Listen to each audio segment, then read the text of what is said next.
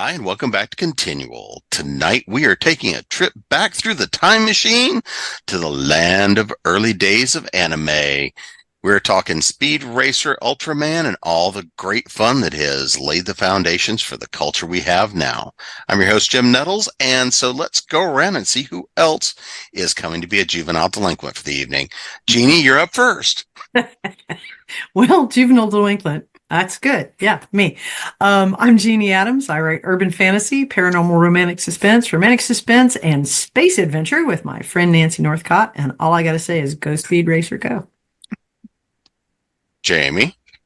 Well, I'm Jamie Garner. I write as both J.B. Garner and Amelia Quantrill. I write fantasy, science fiction, superheroes, all sorts of stuff. And yeah, this is some of my favorite pop culture stuff, so I am eager to get to it. Jenny. Hi, I'm Gini Koch. I write the Alien Catherine Kitty Cat series for Doll Books. I also write under a variety of other pen names and in all lengths and genres, and Kimba the White Lion is his name. Ed. Hi, I'm Ed McKeown. I'm a science fiction writer, urban fantasy writer, long time otaku. And all I can say is, Speed, I'm proud to be your brother. It's a geek fest. Yay! Oh, Lord. I may as well just go away now. Let you turn y'all loose and come back when this is over.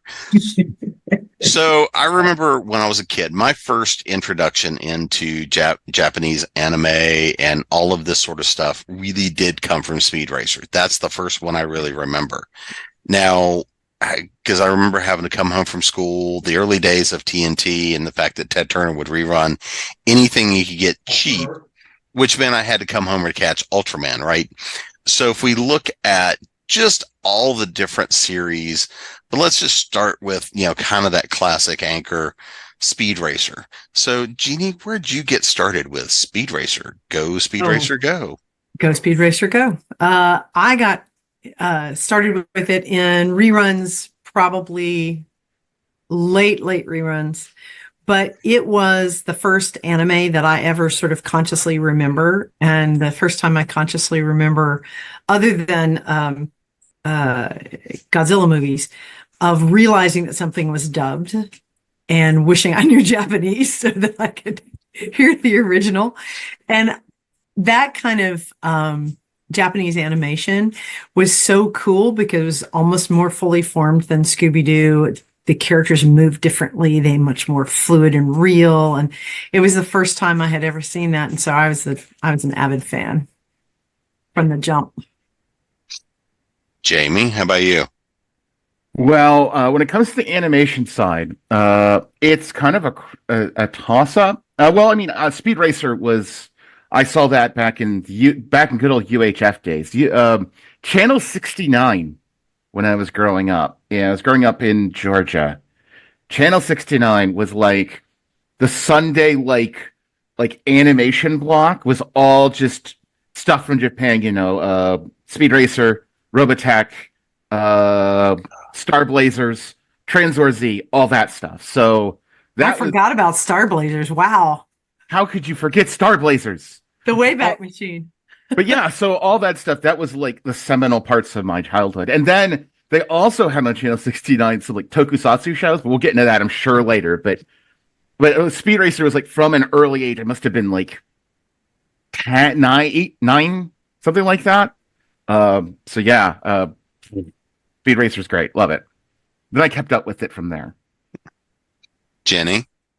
Okay, I grew up in Southern California, about an hour north of Los Angeles, which in that day meant it was like a crevice the size of the Grand Canyon between where I was and LA, but radio and television signals carried. So we got the Los Angeles television stations, and LA had a black and white animation block.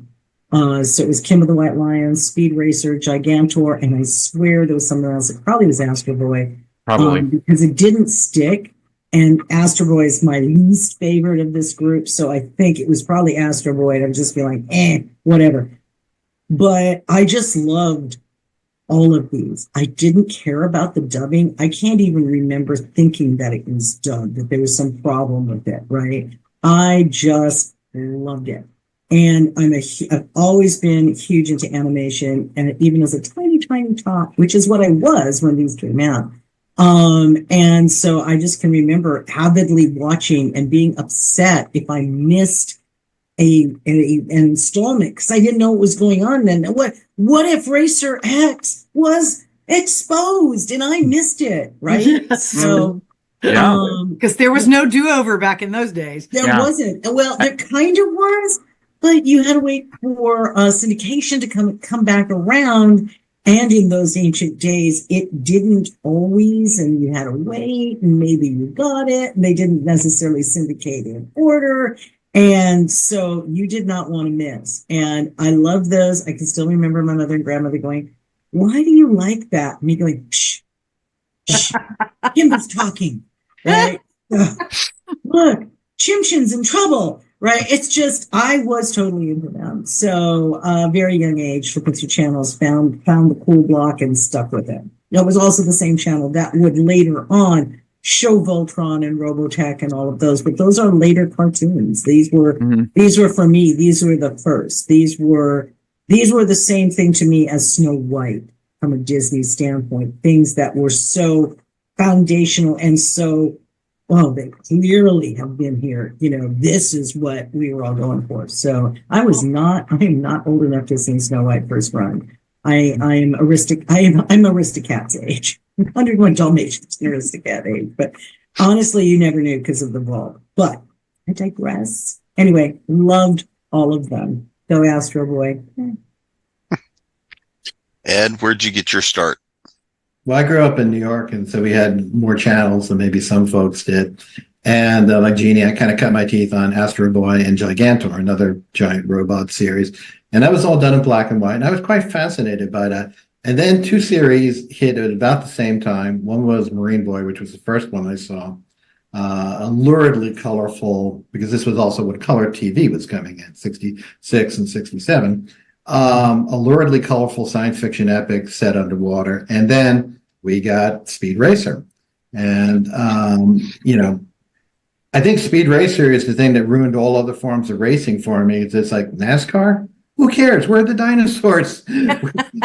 Where's the gadgets? Where's the auto jazz? Where are the air Apaches, and the volcanoes? I mean, this was, high adventure. So it was luridly colorful in the same way that Star Trek was around the same period. And that was making a big impression. The storytelling was also different, which is the thing that has always fascinated me and is some of the things that inform my main science fiction character, who actually looks like an anime character. And it was a different world.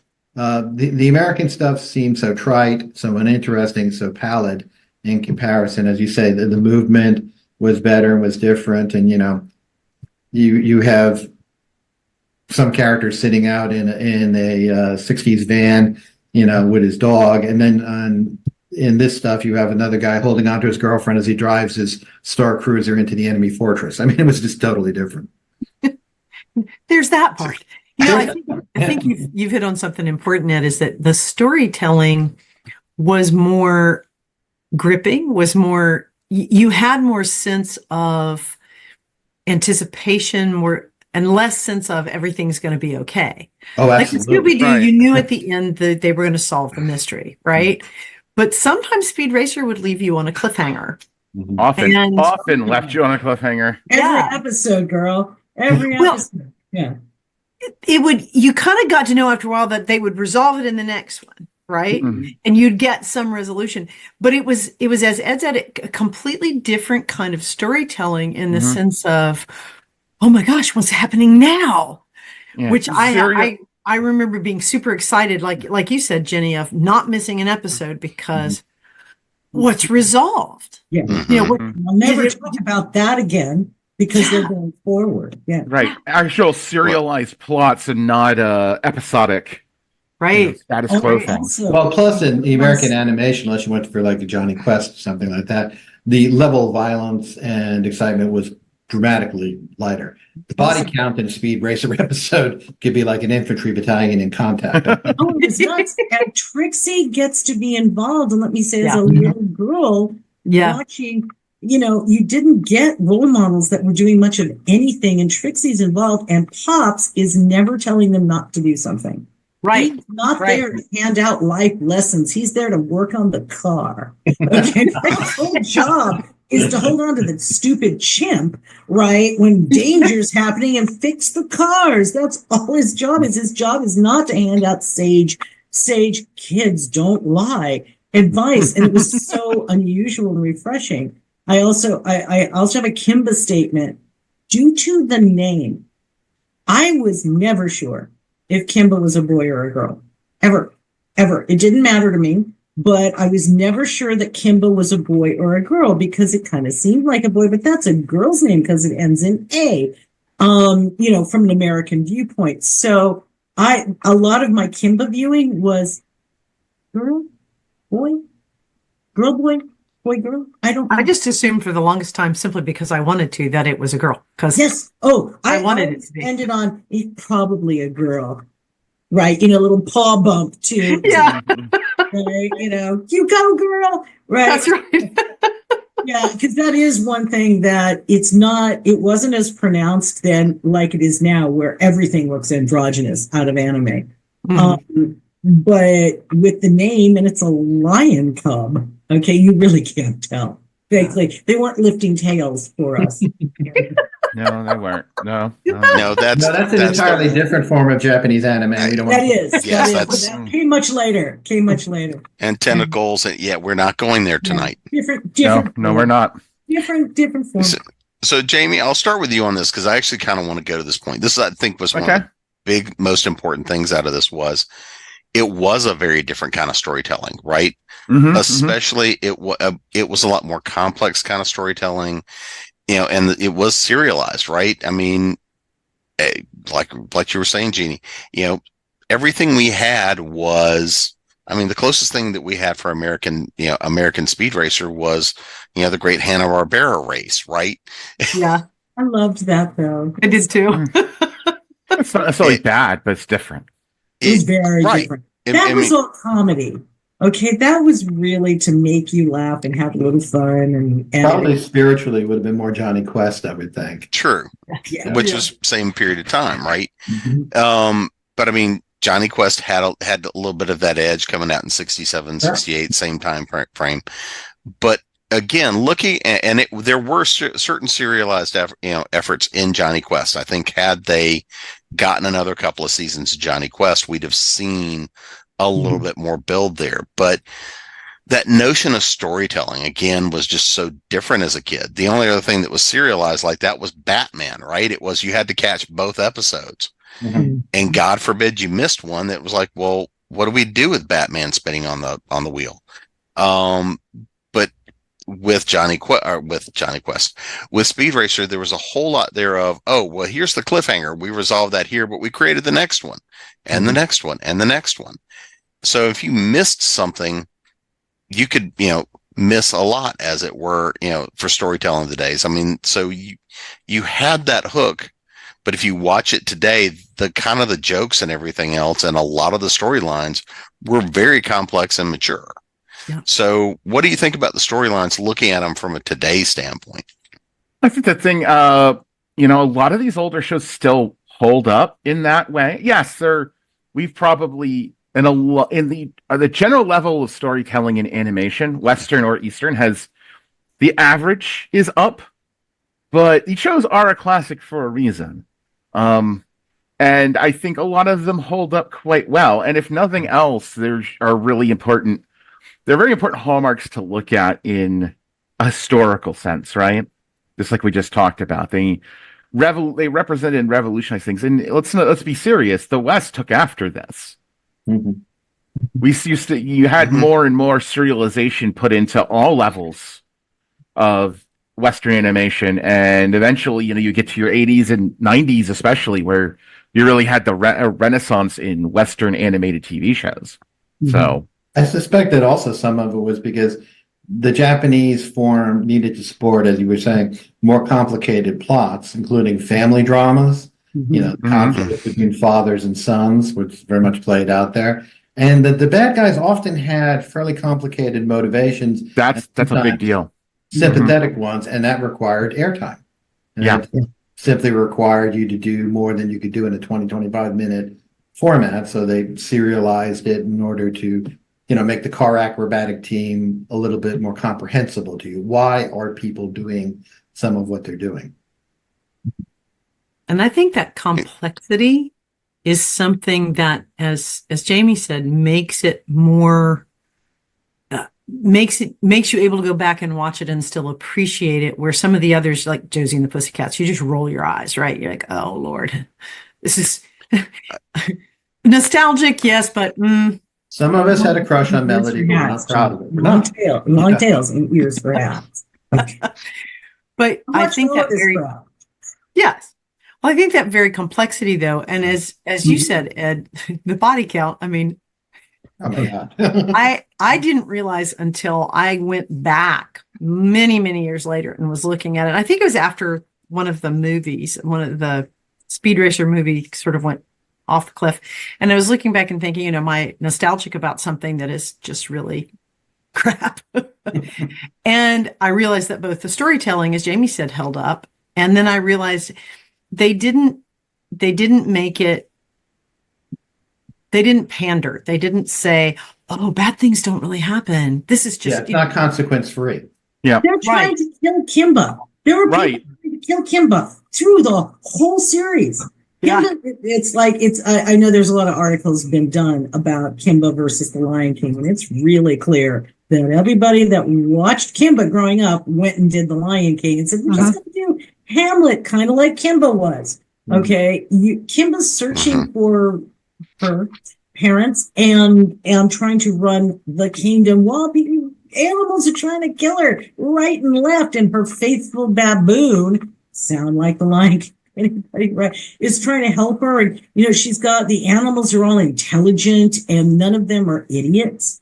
And it was just, but Kimba, if you missed an episode, what happened to Kimba? Did the devious plot, and it was they were always more brutally devious than, say, the Roadrunner. You knew the coyote wasn't going to get the Roadrunner, so there's no fear. It's just funny. Oh, you didn't know. Kimba might lose a tail or a paw or be dead. We don't know. So the stakes were super high. And like you said, no pandering whatsoever. It was just, this is how it is, kids. It's bloody. In some ways, way more like original folk tales. Fairy tales, yeah. Fairy tales, which were all about blood. And if you don't have your real mother, you're screwed.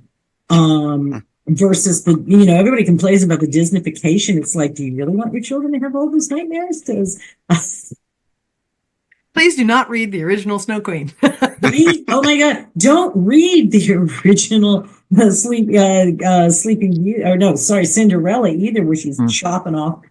People are chopping off body parts. Little Mermaid. Yep.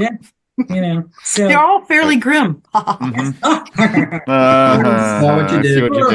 One of the other things that was really great. We're now sliding genres again. I'm pulling everybody back. I have a point. It's coming back around. You have a point?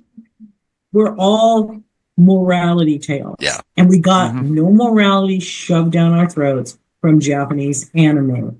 It was Gigantor is good. He is a space-age robot, and he is going to help his boy fight evil. Kimba is good, trying to do the best Kimba can do, right, while finding who murdered or didn't parents. Speed Racer is stalwart and true and trying to figure out what's happened to his brother, and while winning races and saving the day. But there was it wasn't like, oh, but don't worry, if Trixie dies and she was really good, she might get to go to heaven. There's none of that. And it was refreshing for someone who didn't want anything. Mm-hmm. See, I brought it around. I brought it back. Anybody else want to add anything in terms of? There was a lot in the technology aspect of these shows that also wasn't seen in the American stuff. The complexity of the Mach 5, for example, or the P-1 patrol boat, things in American cartoons, with the notable exception of Johnny Quest and so forth, often looked very generic. Like you'd see an airplane, you have no idea what that airplane is.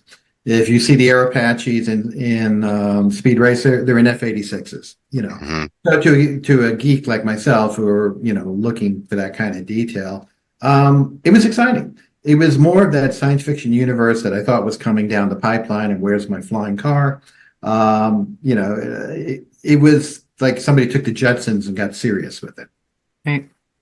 I would agree with that, because I read so much, and between Andre Norton and Robert Heinlein and all the things that I expected to be happening in the world of science, I think Speed Racer probably came closest in that era to meeting those expectations of, yes, we're definitely going there. It's cars, but it's high-tech cars, and it's planes, and it's boats, and it's all these great, cool modes of transportation. And, you think tech when you think, especially those early days, that's where the tech was growing and changing. And, especially if you'd read Heinlein, which I obsessively did, why is this not everyday usage? Right? Oh, Speed Racer it is. So you're like, yeah, cool. Japanese anime for me much more summoned the future than any of the American stuff. Yeah. Well, and let's actually talk about that a little bit. That notion of, because again, I think we kind of have lost sight of this, but realistically at that point, World War II was a little over 20 years ago. The world was still largely reconstructing from World War II, and Japan had remade itself in a very significantly different image while still carrying a lot of that legacy. So how do you think that influenced, and we're going to come back to Speed Racer, but just in general, all the stories we got out of this era of early anime? So Jenny, I'm going to throw that at you. Thanks for that one. You're welcome. So speaking of Disney, no, I'm kidding.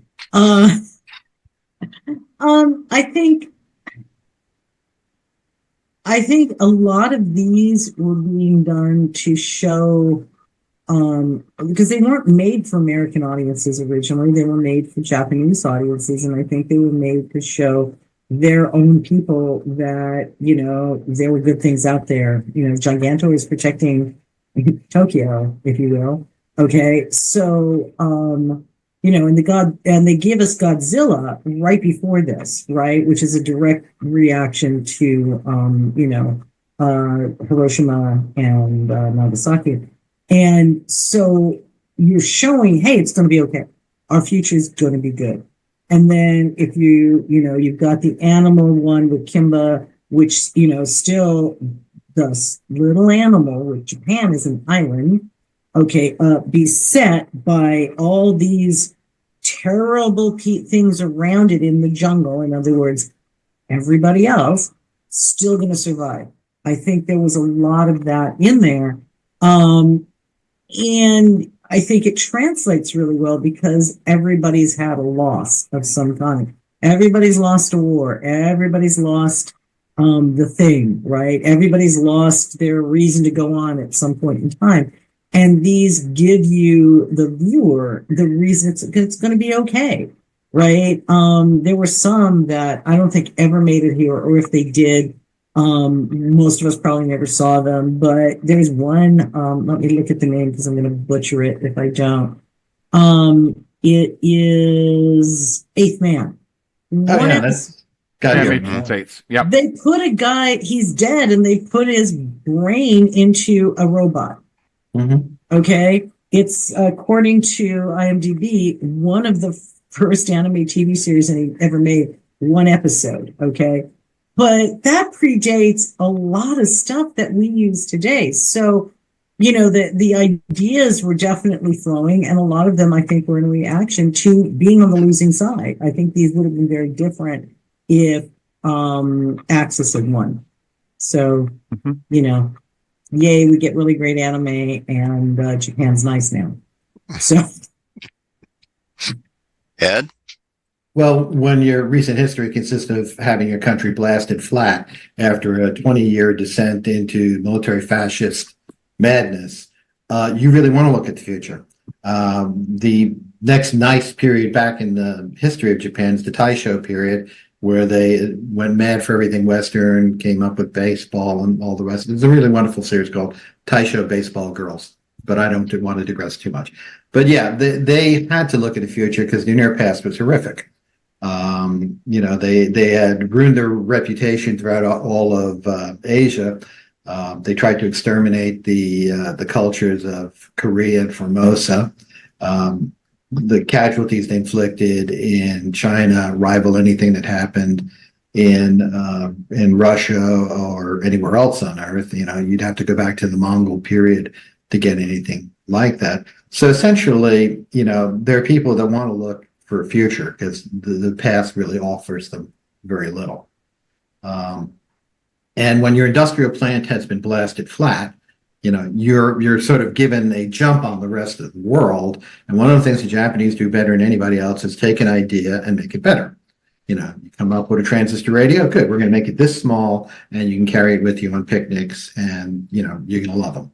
That was essentially their plan from when they got out from under occupation in 1953 on until they kind of train wrecked in the 90s with debt and other issues.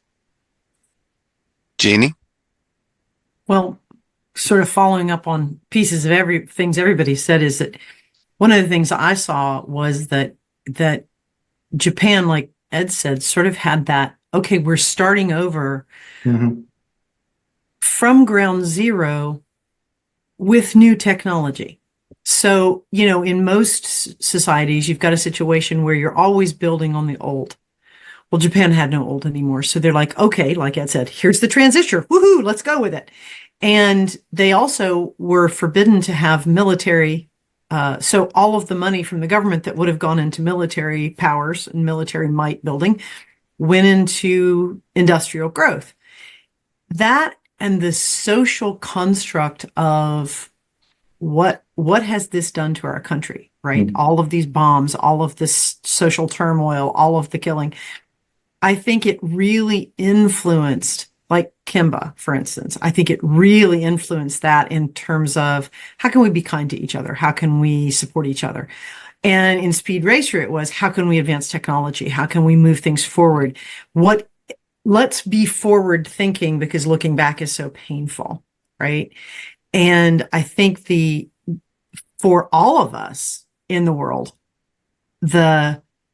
and especially the generations like ours that came well after the wars, it was that, okay, all that stuff was so horrific. Let's look that way. Let's look forward. And having these, kids that we could relate to as kids, do these cool things. And as somebody said, Gramps is looking after the champ. He's not moralizing or going, everybody be careful now. It's like, okay, we're going to time you. See how fast you can go. Faster, Speed, faster. Thanks, Pops. Right? Yeah. So Trixie. So yeah, it's always fascinated me to think about, a la what Ed was saying is about that building from literal scratch. And balancing this whole horror of the past, and it morphs into Mothman and Godzilla and all of these things that they had to suffer. They did suffer through, and this giant protector that comes from the ashes of the past. But also this whole like, what? We're not thinking about that. We're going to go that way and fast. We're going to go really, really fast. Jamie? Kind of, again, building off of specifically what Ed said in this case. There is also, I think, an underlying current in a lot of your 60s and 70s animation and live action shows. Science fiction, tokusatsu, stuff like that you see in Japan is Japan did do a lot of damage, inflicted a lot of horrors, did some as a nation, did terrible things during World War II. And so I think that's part of the reason why you see a big surgence of heroism in your 60s and 70s. Like you were doing people, heroes, and the tokusatsu being kind of like the Japanese taking the Western superhero and putting it in a very Japanese mold. We have pure heroic characters that don't just help Japan or help themselves or their families, but often take a broader, we are saving the earth. We're defending the earth. We're protecting people. And I think that's a repudiation, in a way, a cultural repudiation of, we did these horrible things in this misguided attempt for this, and now we have to look beyond that. We have to have a higher ideal. So it's not just all the technological stuff is absolutely there, but I think there's also a moral, not in that direct moralization, but in the themes of the shows to look beyond and try to rise above this horrible past and the deeds that are, that the previous generations did. You actually see that in the new Godzilla movie, Godzilla Zero. It's really an indictment of the regime that led them into Manchuria, into the Second World War generally, and used them as if they were paper clips. And there's a repudiation of that, which is really remarkable to see in Japanese culture. Yeah. And the future there is one of cooperation and working together, and not treating people as expendable in suicide missions and so forth. It's a reevaluation of the worth of the individual, which is, again, very striking for this culture. Mm-hmm. Well, I'm going to pull it back a little bit to the fun side of stuff now that we went off the dark cliff. But I think that was kind of an important thing to talk through, because that has so much influence on all the work of that period of time. And so, one of my favorite things about watching Speed Racer as a kid, of course, was the mystery of who is Racer X. Absolutely. Mm-hmm. So, Ed, I'm going to throw the mystery of Racer X to you first. And how long did it take you to really get the suspicion as to who Racer X was? Oh, you're going back so far that I don't know I can really answer that. What I can say about Racer X is that filial devotion in Japanese culture is a much stronger element. So the conflict between father and son there, which seems somewhat mawkish and overdone in our Western culture, to a Japanese would make perfect sense. There is in Japan, there is at one time, and I don't know how current this is, if a child died before their parent, it went to a hell in Shinto, where it was by a riverside stacking rocks. And that culture actually had that concept that it was a failure of the child's duty to stay alive. So again, family obligations are very, very different in Japan, and were much more different back then than they are here. And that's what you get, I think, with Racer X's division from his father. Jeannie, how'd you handle the big mystery of Racer X? I was so, like Ed said, it's going back a little bit, but I was so caught up with the concept of, and honestly, at the time, I didn't think of it this way, the concept of the universal other, the universal antagonist, that in most stories, and I'm going to hark to Jenny's fairy tales, there's the other that many times is the antagonist spurring the protagonist to prove themselves. Mm-hmm. And it's not necessarily an evil intent. It's a show me what you got, right? And so all I remember from the time thinking about Racer X was I deeply and desperately wanted to know who it was. But I wanted to know who it was. I wasn't sure I wanted Speed Racer to know who it was. And that's one of the things I remember most, thinking, I'd like to know. I don't think Speed Racer needs to know, because it drives the whole team to be better and be better and be better. And so, yeah, I just remember that kind of aspect of it. Jamie? Well, I kind of like the others, though. I know I was even younger when I first watched Speed Racer than everyone else here. But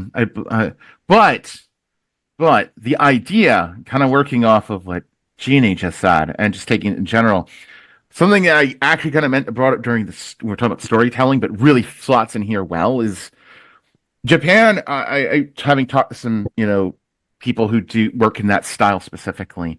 Japan has a slightly different story. Obviously, it's a different storytelling structure, but they love to do with their antagonists, and I think this is where Racer X fits in. The antagonist is not actually an antagonist. Yes. And then when you get the reveal that no, there's a bigger antagonist that I am either fighting against or helping you prepare for secretly. And that's Racer X slots exactly into that. And so, yeah, it's a classic, like the enemy that turns out to be actually a rival or a friend or an ally that has a secret or whatnot and has really been on your side the whole time is really big in Japanese storytelling. So that's where I don't know how I felt about it when I was a kid. I was probably just really excited to watch the next race and wonder about Racer X. But you know, as an older person who understands storytelling, it's really critical to see where Racer X fits. Because really, again, it's pretty nuanced storytelling for a kid show in the 1960s. Yeah, really. Think about the issues that it harkens to. Mm-hmm. I can tell y'all did not grow up mystery fiends like me. Dudes, I was like 4. I knew who Racer X was probably by the 6th or 7th time he appeared. I knew it. Figured it out, and basically looked at the character and said, "Why can't you figure this out?" It's so, so Mom, Lois couldn't even tell until Clark took off his glasses that it was Superman. I just, right? Where did Ed go? Literally, I watched it, but I always look for the mystery because that's my jam. It's my first love. I'd already read all of the Sherlock, complete Sherlock. Oh, well. By the time I was watching Speed Racers. So I know there's a mystery, right? Because there always is, right? You know, hey, let's remember every Saturday cartoon, remember Josie and the Pussycats? They solve the mystery every episode. Okay, because it's the only thing that can keep you interested in between the morality plays of who did the bad thing. Oh, it's always the bad guys, but you know, just in case, right? I knew who Racer X was, and like I said, probably the 6th or 7th time he appears in the show. It dawned on me, it's so obvious. And then I spent all this time, you know, quietly. As a kid, I didn't scream at the TV as much as I do as an adult, but quietly going, why don't you see it? Trixie, you're smart. Think about it for a minute, right? Who would be doing this? He never does anything that's actually dangerous to Speed. If he does, it's to save his freaking life. There's only one person in this whole world that we know of that would be doing this, right? And I knew Racer X had to be fighting a bigger bad. Racer X has to be fighting a bigger bad, and he is protecting his family and friends from the bigger bad by being our mysterious man, Racer X. So I never understood why nobody figured it out. It was like, it's screaming to me. It was screamingly obvious. And I didn't mind. I liked that he was doing it. I liked that had that in there. But I could not figure out why the chimp didn't look over and go, oh, ooh, right? I know who that is. That was just like, okay, an animal who can't figure it out and should be able to do it by sense of smell or hearing or something. Every one of you, you know. So, I mean, maybe Spritel had he was too young, but everybody else. So I loved it, but I figured that out. But then again, my whole goal going into all of these things is to figure out the mystery. Always. I'm right there with the Scooby Gang, who's the man in the mask, right? Mm-hmm. So for me going in there, it's a mystery, you know, like the mystery of are Kimba's parents alive or dead, right? I want to help solve the mystery. So I did. And then I waited for the rest of the gang to catch up. They were super slow about it. Super slow. Super slow. So disappointing. They were so their brain power. It's interesting to me because them being slow has affected my enjoyment of everything, and it absolutely has affected my writing because I can't allow my characters to be this stupid. Okay? It was all the racing fuel. If it's obvious, fumes, man. Yeah, fumes. If it's obvious, I feel like I either have to make it less obvious or someone on my crew needs to figure out what's really going on and go, aha, that's who that is. So I can absolutely say that nobody figuring out Racer X, but apparently me, right, in the Speed Racer group, right, was hugely instrumental to me all the way through life. So thank you, Racer X. I figured that was one of your first crushes. I'm not gonna lie, yeah, a little. I had no crush on Speed. He had Trixie. Yeah, no, I was definitely like, ooh, he seems mysterious. Right. Mhm. I know he's a good guy. So, there's room in Speed's car for Trixie. Surely there was room in Racer X's car for me. And it scares me that you know me well enough to know it was dead on. Yeah, No, well, couldn't so tell. beyond Speed Racer, there was so much influential anime of the period, right? So outside of Speed Racer, Jeannie, what was one of your favorites? Well, I was a huge Johnny Quest fan. I just loved Johnny Quest because I liked the adventure aspect of it.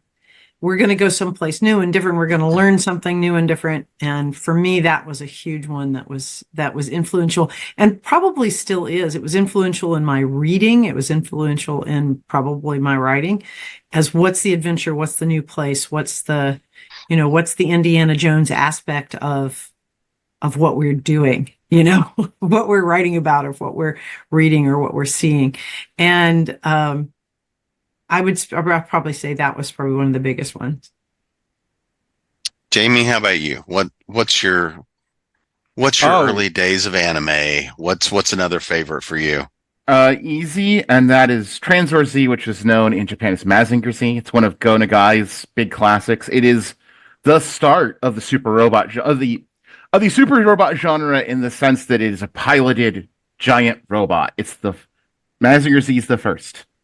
And it's just like it's classic. It's giant robot, new robot stuff, additions, extra robots, fight bad guys, action, adventure, all that sort of stuff. So, and it codified an entire subgenre of animation that continues to this day.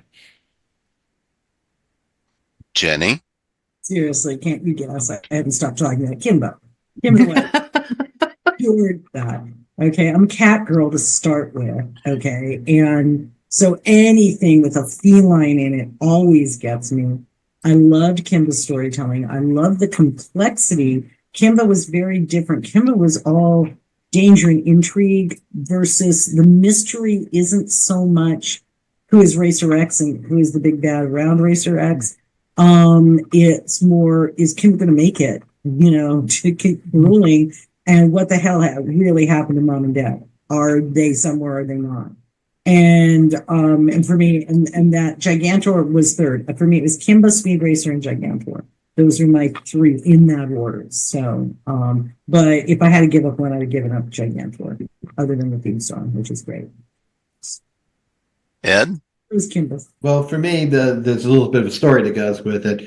I remember being as a small child sick with the measles, and my parents put me in their bed. And they had a color TV in their room, and they just got it. It was the first color TV we had. And my mother turned this thing on, and I was not in good shape. And she turned on this science fiction cartoon, which was Marine Boy, which featured this kid who could breathe underwater, these submarine battles between these remarkable submersibles. You had a mermaid for a girlfriend and a dolphin. I mean, what more can you have?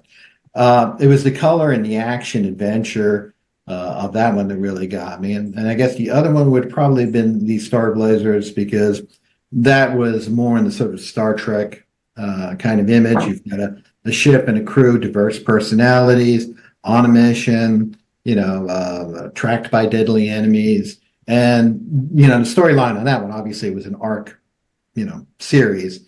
So that you had these, and then you had the classic thing which you saw with Obi-Wan Kenobi and Luke Skywalker. You had the grizzled old admiral who started off in command of the Yamato. It was called the Argo, I think, and eventually he's replaced by the rebellious, half crazy fighter jock who has to take on the responsibility for bringing on the mission. that's a powerful archetype in any sort of writing. So looking at kind of some of that round of favorites, one of the things that we know we saw a lot of coming out of, well, storytelling out of Japan period and storytelling in general, but I want to stick really in that 60s, early 70s anime period was the technologies we got to see, right? I mean, when you look at the Mach 5, I mean, it just looks, Cool. it just looks cool. Yes. Have one over here. I still want one, right? Jamie, what was one of the favorite pieces of tech that you got to see in some of all the different animes? Oh God! So it's a toss-up from this time period between two things.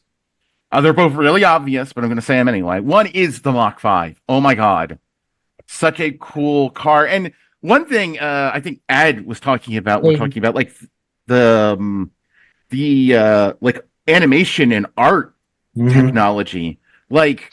They showed cutaways. Like, here's the plans for the Mach 5. Like, and it looked real. It wasn't, but it looked especially to a kid. It was highly complex and real. So it like made it more real. And yeah, it was the coolest car you could ever have. I always wanted one. I still want one. Make it happen, somebody. And then would be the robots from Transfer Z. Like, again, also had the same thing where like, here's the specs. Here's the plan. Build it in your backyard, kids. No, you can't. But the cool thing is it was like, these are the things that like, these were the really cool things that, and that level of technical detail made it seem so much more real and possible than that like, sticks in my brain even today. Like I come back to those things every once in a while. Not as much these days, but still sometimes I think and I wonder and I wish. Well, and to me, that was a lot of what made it almost more science fiction. True. Right. Pushed it over into that science fiction edge of it was, we're going to tell you at least in a way that seems plausible. Right. Right. And give you a design so that you can try to sketch that down. Not that I ever did that. So Jenny, how about for you? What was the tech that I wanted either the Mach 5 or I wanted Racer X's car. Both of them are super cool. So yeah, the cars alone is absolutely still something that I'd like. Corvettes come the closest, and I do love a Corvette. The other thing I wanted a personal robot. I mean, my God, right? They're flying around, and ultimately the Jetsons will show up shortly after this with a robotic maid. Lost in Space is going to come on, all this other stuff. I wanted a robot that, I could ride around in. I wanted my own Gigantor. Have not gotten my own Gigantor. I know, right? Right? I haven't gotten a jet. Disappointed. I'm still bitter about no jetpacks. Okay, so I remain bitter about lots of these things. But yeah, I wanted my own giant robot, which I was not given. Or a giant robot suit where I could be the giant robot. But really, I wanted the giant robot more than the suit. Well, I was going to say, you can see that they've tried building Gundams now, so Yeah, the transformable, fighters of the Robotech era are a little past. Yeah, they are. Because we're not talking about those, because I can tell you exactly what I wanted out of Robotech. Oh, yeah. Show you my model case over here. For me, I guess, actually going back to one Jeanne mentioned, the Eighth Man, which was essentially a human whose brain was implanted in a cyborg, or actually a robot body. And I remember being startled by that show because it was so much more adult than even, for example, Speed Racer. I mean, I remember one point where he's fighting another giant robot, one in the form of a tiger, and it tears a limb off. I mean, who saw that in an animation at that time? And the complexities of the robot body, what it could do and couldn't do, that he could move so fast that he was effectively a blur, which is also great if you're trying to save some money on your animation budget.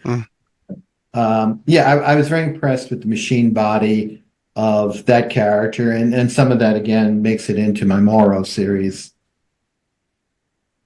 Jeannie? I wanted a submersible. between the boats and Speed Racer, and I remember Marine Boy, Mm-hmm. and reading both Asimov and Heinlein with some of their underwater adventures, and then huge Jacques Cousteau fan. Same. So, and that was all in that whole era where, you'd always get a Jacques Cousteau special and the submersible. I'm like, I wanted a submersible. I wanted to go ride with the dolphins. So I'd probably be out there with the killer whales off Majorca, hanging out with the chicks, seeing what they're doing. Just remember, if you're going to build your own submersible, a little pressure testing. Yeah, good idea. Yeah. Damn, Skippy. I was going to say, I wanted to hang out with Jacques Cousteau's very handsome son. So seriously. Yes. Keeping to the theme that Jim started on You Crush on Racer X. Yeah. Maybe what I just need to go and do is start the Jenny board for what crush at what age. Oh, it's a long thing. I can tell you. It's a long and storied board. You can start with Bobby Sherman very, very early. My vote's Diana Rigg, but yeah, right. that's another show. Mr. Yes, Steve. completely different. Sorry. We have to do one on that because that was. We just- have. Wasn't on it. I don't think Ed was on it. I think Ed and I need to be bitterly mentioned that we weren't on We should do another Steed and Peel then. Yeah, we'll have to do another one. it. Absolutely. All right. Well, before we get out of here, I'm going to throw one more question. Because, again, we could sit here for hours and hours and Willingly. hours Yes, we could. talking about a willingly, ton of yeah. stuff. So, Jenny, what's one thing we haven't talked about yet that we have to talk about? Relevant to this topic. Honestly, I think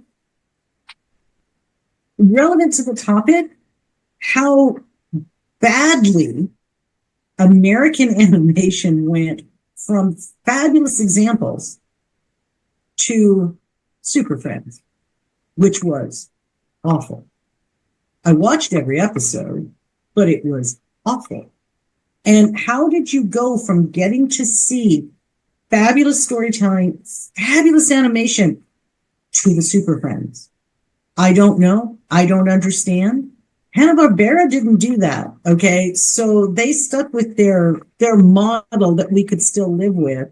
But how do you, I just feel like I don't know why we didn't, as an animation community, look at Speed Racer and go, we should really do more like that. Mm-hmm. Or whether it was just the massive amount of morality being shoved in that said, hey, kids, don't lie. Telling fibs is wrong. Yeah, we know that, except Racer X has a really good reason for why he's fibbing. So let me get back to Speed Racer. So that to me is that we couldn't carry it over. This was groundbreaking stuff that still holds up. And we just went, let's go to line with that. All right, Ed. What's something we haven't talked about? Oh, okay. That we haven't talked about how annoying Spittle and Chim Chim were. Yes. Is it Spritle? That was Spritle. It is. I always called him Spittle because Spittle. it annoyed me all out of proportion. Oh, I'm going to have to think of him as Spittle from now on. That's awesome. That's There awesome. was a tendency in Japanese animation at that time, and even occasionally resurrected in things like Airmaster later on, to have an annoying, incredibly pint-sized character. I guess they thought kids would identify with him. It's like he's in the trunk already. Wanted to drown him and the monkey both. They're just a little fly in the ointment that kind of harmed the series a little bit to me. Notably, not really present in the Marine Boy one, which was he was more a person serving among adults. He just happened to be the youngest person serving. I really think your point. I know that, Robin's around because kids read comics, but if you look at anime today, I mean, why do we have Ed in Cowboy Bebop? There's no reason other than that she's and why, if there's a character in anime named Ed, it have to be either Edward Elric or the character Ed from Cowboy Bebop. Right? It's unfair to you, and I agree. But I think that is one of the things that got taken from Speed Racer and just used everywhere. And it's like, it's the worst thing. Why? They just had to age down Gilligan. That's all. Yeah, Even Yeah. kind of dressed like that. yeah. They're all the same. Awful. So, Jeannie, what's something we haven't touched on that you need to throw in the mix? Well, I'm going to do the flip side of that and say that production of comic relief, annoying as it may be, with Chim Chim and now I'm going to say Spittle. Spittle. Yeah, it's going to be Spittle from now on. Chum Chum and Spittle. Spittle for you. Yeah, was a storytelling trick, if you will, that I think allowed the drama to stand out in bolder relief, but also I think it let them get past some of the American censorship of the more adult themes, of the more higher body count. You know, it's the clownish distraction, and you slip in the bigger story. And so as annoying as they were, I think they served a purpose. Nothing's worse than Scrappy Doo. Wow. Nothing is worse than absolutely. Jenny, you are my sister on that. We are so in sync with that one. Exactly. Nothing is Nothing's worse. worse than Scrappy Doo. Jamie, save us. What have we not talked about? Well, I'm going to be the iconoclastic contrarian that I usually wind up being, and we haven't talked about the live-action Wachowski Speed Racer movie and the magnificent the abomination that it is. I think people need to like reevaluate it in modern times because it's actually amazing. But still, it bears mentioning, regardless of whether you love it, like as I do, or hate it, as Jim does, which is it is an opinion. It's totally fair, but we can't forget about it. Like it needs to be acknowledged if we're talking about Speed Racer. So we are acknowledging it. Does it? Can't we forget? I've managed to forget it till you brought it up. Well, I'm sorry. Great media is. So did the box on that office level. too. But Oh my God, you've got Doesn't matter. Speed Racer syndrome. Yeah. I so love it. Sorry, guys. it's all about what makes you happy. You and 12 other you. people were happy with it. So, I know they tried. It was pretty at times, but I've said that about many films as of late. I'm grumpy and sitting on my mountain. Leave me alone. All right. Well, before we get out of here, before everybody goes and tries to hunt down their own Racer X, let's make sure everybody knows where to find you guys. And Ed, I'm going to work backwards because that just seems appropriate for the evening. So where can everybody find you? Website, social media, and of course, what do they need? What's that latest release they need to pick up? Okay. Well, the latest release is this one over here, and it just came out. This is the 5th book in the Shasky Reinhold Robert Fenniday series, which takes place in the same universe as the later Morrow series, the 10 books of that one. You can find me on Facebook, probably spending too much time there, Instagram, on Amazon, and with Copper Dog Publishing, which publishes some of my work. And I'm always happy to chat about writing and particularly anime. Like I said, been an otaku for more decades than I care to recall. Jenny? GiniKoch.com. I'm all over Facebook. And you can join my free newsletter, Hook Me Up, from my main Facebook fan page, Hairspray and Rock and Roll. I'm also on X, Twitter, Blue Sky, and Pinterest. It looks like I'm on Instagram, but I'm really not. And still. And Give us a mystery too. Thank you. right, exactly. That's a mystery. How is it though? Thank in there. My latest releases are in June. Western novel set in the Old West by me, writers and A.E. Stanton, came out from Ginger Blue Publishing. That is Natural Born Outlaws, book 1 in the Legend of Belladonna. Next month, Ginger Blue is re-releasing my humor collection, Random Musings from the Funny Girl, with bonus content. And in November, the Ginger Blue has the next mystery series from me and my co-writer, B.B. Bayless, which is the first in our Santa Paloma mysteries called Something Wicked. So it's been a lot of releases. And for those keeping score at home, Jim, I am 3 chapters away from writing one. I am. I'm the little blue boy in the corner. Just keep panel, man. I'm going to be telling you next panel. Jamie, where can we find you? Yeah, so I write as JB Garner and Amelia Quantrell. You can find me. My website is jbgarnerwrites.com. I'm on most social media, Facebook, Twitter, other things. Just look for JB Garner Writes. I pretty much have it. I've monopolized it everywhere. As for books, my most recent release was in April. Ginger Blue Publishing, my publisher, put out Indomitable, the first book of the Push Chronicles. It's a superhero series, and quite possibly by the time this goes live, very soon, my first book, my debut release is Amelia Quantrell, also through Ginger Blue Publishing. Songs and Sorcery. It is romantasy meets film noir. Sounds great. And Jeannie?